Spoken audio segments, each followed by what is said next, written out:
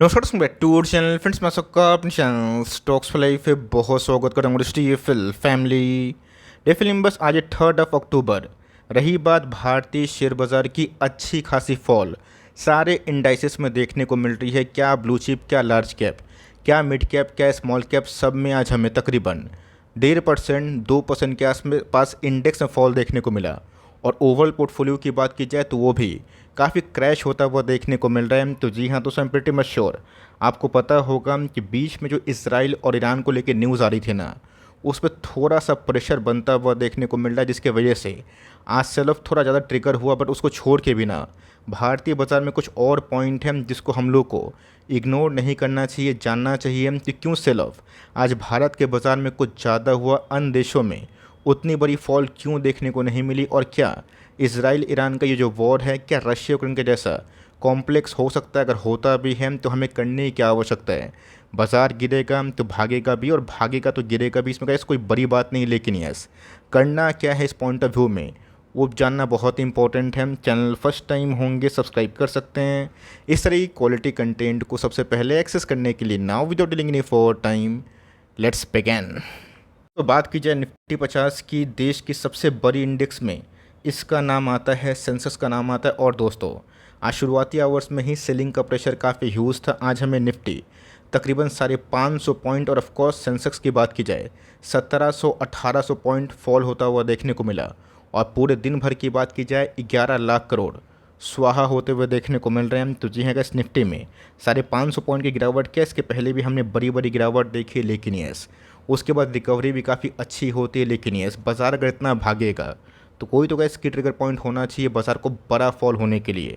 वो ट्रिगर जो की ट्रिगर पॉइंट हमें देखने को मिल रहे हैं। और ऑफकोर्स कैसे आज पूरे दिन की बात की जाए ना, बाज़ार में आज थोड़ी बहुत क्या काफ़ी कमज़ोरी का माहौल दिखाई दिया है, ऐसा कि कोई नहीं बचा। अगर आप देखिए बैंक निफ्टी में तकरीबन हमें 1000 पॉइंट का फॉल, मिड कैप इंडेक्स की बात की जाए 1300 पॉइंट गिरा, निफ्टी नेक्स्ट 50 की बात की जाए 1800 पॉइंट, निफ्टी 100 की बात की जाए 2%, निफ्टी 200 की बात की जाए 2%, निफ्टी स्मॉल कैप की बात की जाए 2%, मिड कैप 50 की बात की जाए 350 पॉइंट 400 पॉइंट की बड़ी फॉल आज हमें सिंगल डे में विटनेस होते हुए देखने को मिली है। दोस्तों, अगर आप सेक्टर वाइज देखें तो आज सबसे पिटा हुआ सेक्टर जो था पता है क्या है?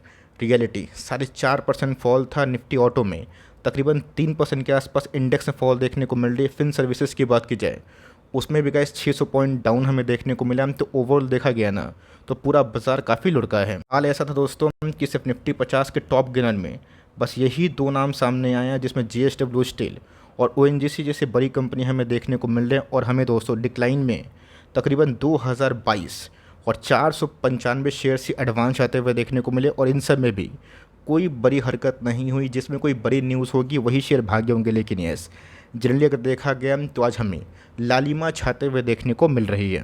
क्या हो गया भाई जिसकी वजह से पूरा इंटायर बाजार गिरा और 11.5 लाख करोड़ के आसपास निवेशक के पैसे स्वाहा होते हुए देखने को मिले। सबसे गैस बड़ा फैक्टर आपको पता है कि जो चल रहा है इसराइल और ईरान के बीच में युद्ध, ये तो गैस है। लेकिन इसको छोड़ के बिना 3 की ट्रिगर पॉइंट हैं जिसको देखना, एनालिसिस करना और उसके बाद अपनी थ्योरी के अकॉर्डिंग, अपने कन्विक्शन के अकॉर्डिंग काम करना, एक्शन लेना, वो सबसे इम्पोर्टेंट हो जाता है। यहाँ दोस्तों, आप सबको अच्छे से पता है कि अभी भी बड़े देश का इन्वॉल्वमेंट ईरान जैसे कंट्री या फिर इसराइल जैसे कंट्री में जो युद्ध हो रहा है ना, उसमें डायरेक्टली जाता हुआ देखने को नहीं मिला। आपको याद होगा दोस्तों कि जब रशिया यूक्रेन का मैटर हुआ था उसमें क्या नया था?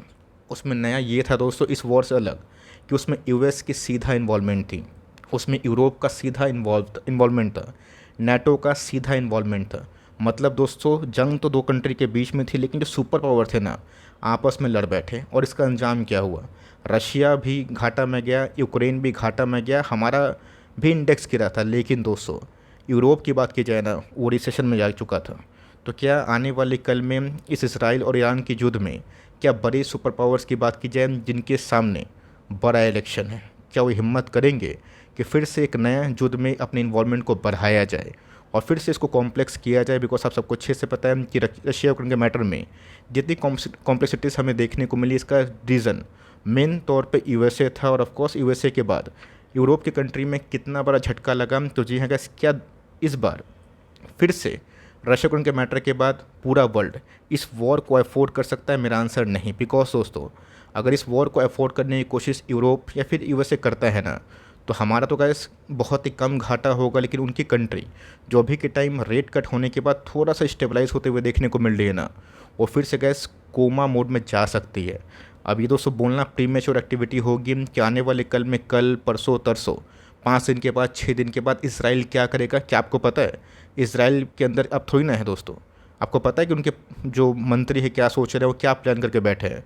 अगर बीच में झमेला बढ़ता है, झगड़ा बढ़ता है, तो ऑफकोर्स पूरे वर्ल्ड को ना इसका इम्पैक्ट होगा। कोई यस, कोई बड़े पार्टी इसका इन्वॉल्वमेंट अगर कंट्री के वॉर में नहीं होता है, तो शायद आने वाले दिनों में चीज़ सुधरे भी।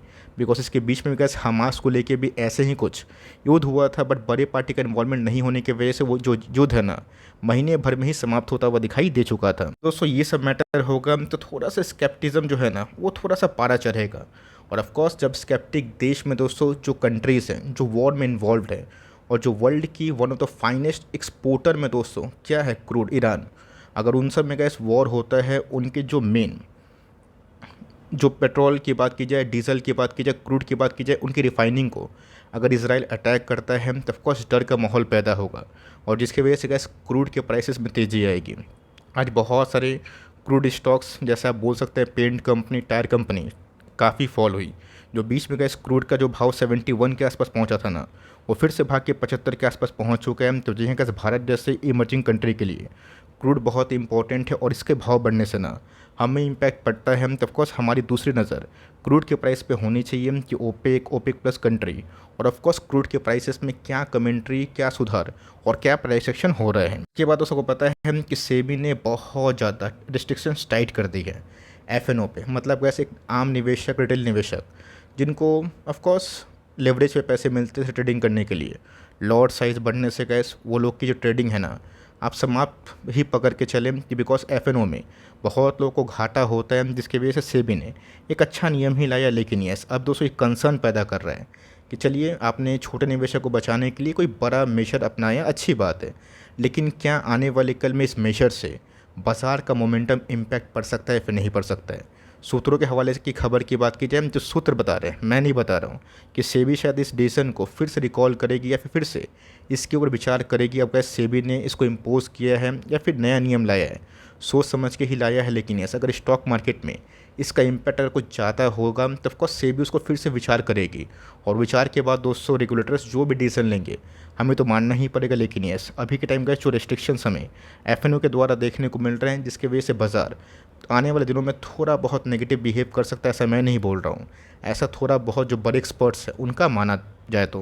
के बाद दोस्तों चाइना फैक्टर, आप सबको अच्छे से पता है कि स्टिमुलस देने के बाद चाइनीज़ इकोनॉमी की बात की जाए, उस पर बूस्ट की संभावना देखने को मिल रही है, जिसकी वजह से हैंग सेंग या फिर CSI की बात की जाए 300, उन सब में एक वीक में ही 25-30% के आसपास उछाल देखने को मिला।